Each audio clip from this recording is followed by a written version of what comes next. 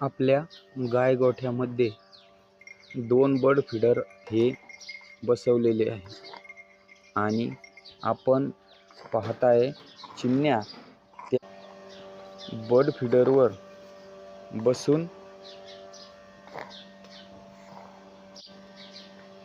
बसून दाणे खाताना दिसत आहे। किती सुंदर क्षण आहे। खरंच आपल्याला ज्या गोष्टी आवडतात त्या केल्या पाहिजे। आपल्याला आवडतात त्या गोष्टी केल्या पाहिजे, त्यामधून आपल्याला सुख आणि समाधान मिळतं। याचा अनुभव मी तर घेतला आहे, पण तुम्ही पण एकदा नक्की घ्या, एवढंच सांगेल। धन्यवाद।